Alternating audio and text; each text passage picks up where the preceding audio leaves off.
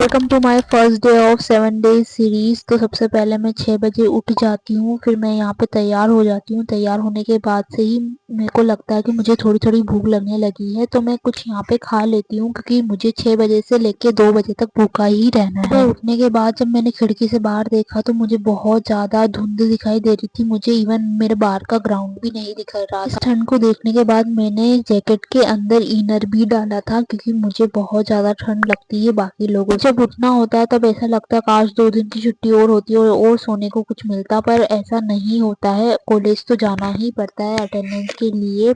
मैं रोज अपने आप को ऐसे मनाती हूँ कि वापस आके सो जाएंगे, पर अभी जाना जरूरी है। डर नहीं लगता? हाय बोल। डर नहीं लगता?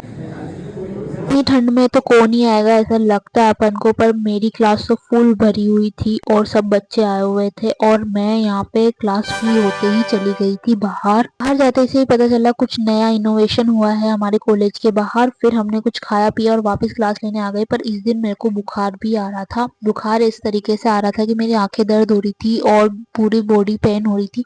मेरे को बस ये लग रहा था कब ये क्लासेस खत्म हो, कब मैं घर जाऊं, कब खाना खा के मैं टेबलेट्स लेके सो जाऊं। तो फिर खाना भी मेरे को बाहर खाना था। तो भैया भी बहुत ज्यादा टाइम ले रहे थे खाना पैक करने में और मैंने दवाई ली और मैं सो गई। और सोने के बाद मैं जब उठी तब मुझे ऐसा लगा कि मैं 3 घंटे सोई हूँ और शाम की 5 बज गई है। 2 बजे सोई थी और शाम में उठी हूँ। तो मैं तो इस चीज से बहुत परेशान हो गई। फिर हमने खाना बनाने का सोचा पर यहाँ पे लाइट जा चुकी थी। फिर हमने दलिया खाया। 2 के लिए सब्सक्राइब कर देना।